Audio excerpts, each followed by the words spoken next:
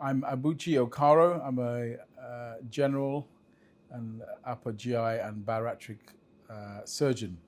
General surgery is a very broad specialty area in surgery that has to deal with gastrointestinal organ systems like the stomach, the small intestine, the liver, the pancreas, the colon, for example. And then what happens is we specialize into different locations, more for focus, expertise, attention. So I've put my special interest in upper GI, which is the esophagus, the stomach, the small intestine, the pancreas, the liver, and the gallbladder. And even more specific to that is rearranging them with an operation to, in this case, reduce stomach size, capacity, with the significant or the primary ability to reduce calories and make people lose weight. Metabolic or bariatric surgery has evolved significantly in the last 30 to 40 years around the world. And what's very nice and I think very helpful is that the procedures technically have been refined in terms of just doing the actual surgery. And this helps us, obviously, in delivering this service in respect to just the steps, the sequences, the processes.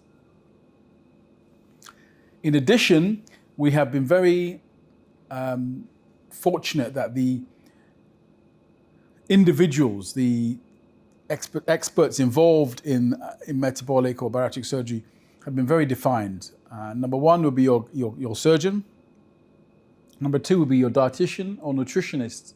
Very, very important in that. Three would be your anaesthetists, who will be very key to making sure that the patients are given anesthetic safely.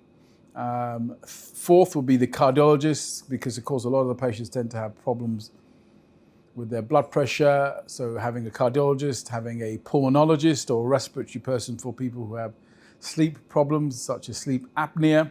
Another really important member of the team is the endocrinologist. So the endocrinologist looks really out for things like diabetes, particularly as something we commonly see. Psychology is very important in terms of mental support, because we all understand, the mental state of the patient is very, very instrumental in achieving outcome. So a psychologist is also very important. The nurses are key in theatre, on the ward, in the clinic, very important. So really these are the members of the team that we have assembled here at Euracare to enable us to deliver the service to a standard that would be up to what we would consider an international level. Now I'm very pleased. I mean, we've been doing surgeries at Euracare for 5 years now. In Nigeria, in a totality, you're looking at about 10 to 11 years for sort of myself and some of the other members of the team. We are very, very, very, very particular about safety. My personal ambition has always been to be able to develop a service in Nigeria that really has a safety profile that is on par with any of the great centers around the world. And I think to date we have been able to achieve that.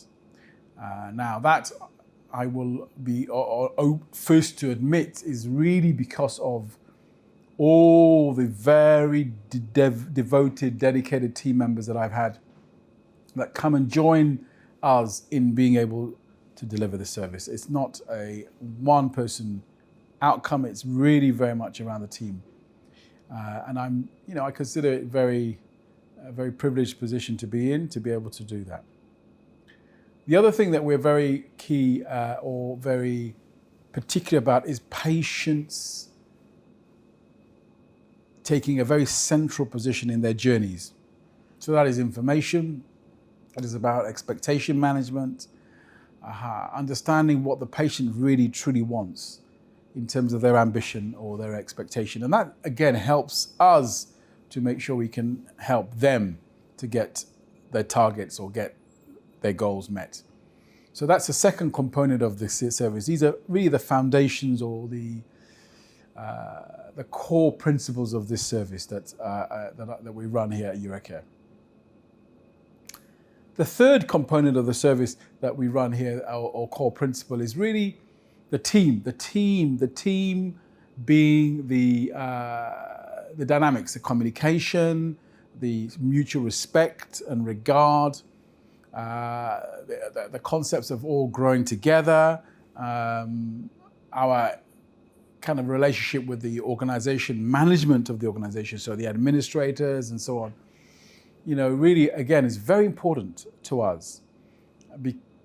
Simply because we understand that in order to deliver